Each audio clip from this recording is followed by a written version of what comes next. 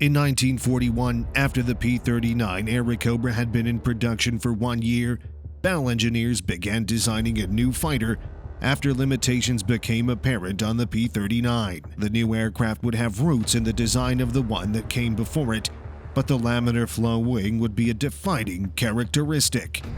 The P-51 Mustang, with its laminar design, was the most effective fighter aircraft of World War II.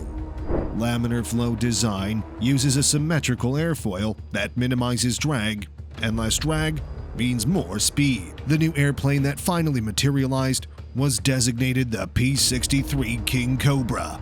As far as we know, it was the first American fighter to enter manufacture and see action following the outbreak of World War II. The Grumman F-7F Tigercat and the F-8F Bearcat were both manufactured after the war had already begun. However, neither aircraft saw active service. The P-63 may have looked like the P-39, but it was much bigger and a much heavier aircraft. Unlike its earlier cousin, which was originally envisioned as a fighter interceptor, the P-63 was designed as a ground support fighter-bomber from the start. The P-63 was based on the experimental P-39E1 prototype and kept Bell's trademark tricycle landing gear, automobile-style cockpit doors, and an engine behind the cockpit. The 37mm cannon that fired through the propeller hub was kept, as well as the two synchronized 50 caliber machine guns in the nose and two additional 50 cals located in the underwing pods, similar to the P-39Q. On June 27, 1942, the United States Army Air Force ordered two P-63A prototypes, each of which would be powered by an Allison V1710-47 engine with 1,325 horsepower. A third prototype XP-63B was ordered to use a Packard Merlin V1650 engine, but the Merlin engine was never mounted. There were several further tweaks to the design, including a new tail unit. The P-39's three-blade propeller was replaced with a massive four-blade propeller. The nose weaponry was now much more easily accessible thanks to the bigger cowling. A second remote-mounted hydraulic supercharger was added to improve the performance of the single-stage supercharged Allison V1710-47 engine. When the first P-63 prototype took to the air on December 7, 1942, exactly 1 year after Pearl Harbor, the Chief Bell test pilot Bob Stanley made no bones about drawing comparisons to the Supermarine Spitfire. Mechanical issues led to the destruction of the first two prototypes. One crashed due to broken landing gear, while the other lost power when a valve in the engine was swallowed. The third prototype ditched the Rolls-Royce Merlin in favor of an Allison V1710-93 engine rated at 1,325 horsepower, but increased to 1,500 horsepower in the event of a war emergency. This made it one of the fastest Kingcobras built, with a top speed of 421 miles per hour at 24,100 feet. The performance of the experimental P-63A was found to be satisfactory, and it was ordered into production in September of 1942, with deliveries beginning in October of 1943. The P-63A had an internal fuel capacity of 100 gallons and was powered by an Allison V1710-93 engine. The aircraft was armed with a 37mm cannon that shot through the nose spinner, two 50 cals installed in the nose, and two 50 caliber machine guns installed in pylons under each wing. Not all P-63As had nose-mounting machine guns. P-63A1 and 5 aircraft could carry a 75 or 175-gallon belly drop tank or a 500-pound bomb under the fuselage. P-63A6s were outfitted with racks outboard of the wing guns to carry two 500-pound bombs or wing drop tanks. P-63A10s could carry 3 air-to-ground rockets under each wing. The weight of the protective armor used for ground protection increased from 87 to 263 pounds on the P-63A10. From October 1943 through December 1944, Bell manufactured 1,725 P-63As. The P-63C came next, as the P-63B was canceled before it could enter production. The P-63C had a unique ventral fin under the aft fuselage.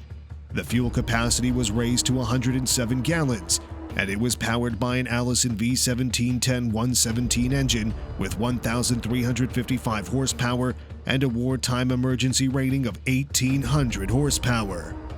There was no change to the weaponry, but the 201 pounds weight of the armor was a big improvement.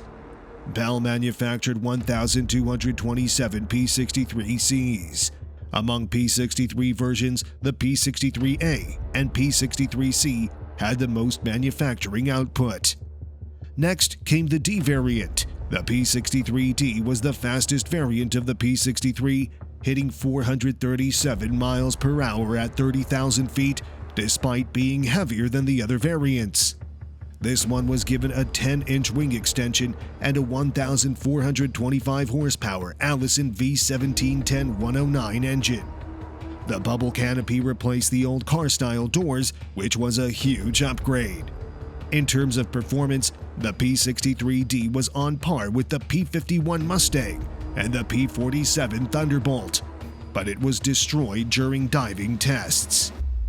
Next came the P-63E, which was similar to the D model but had a traditional canopy and car-style doors instead. There were originally 2,930 P-63Es scheduled to be built, but the deal was terminated following VJ Day, the day on which Imperial Japan surrendered. There were only two P-63Fs, both of which were powered by Allison V1710-135 engines that produced 1,425 horsepower each.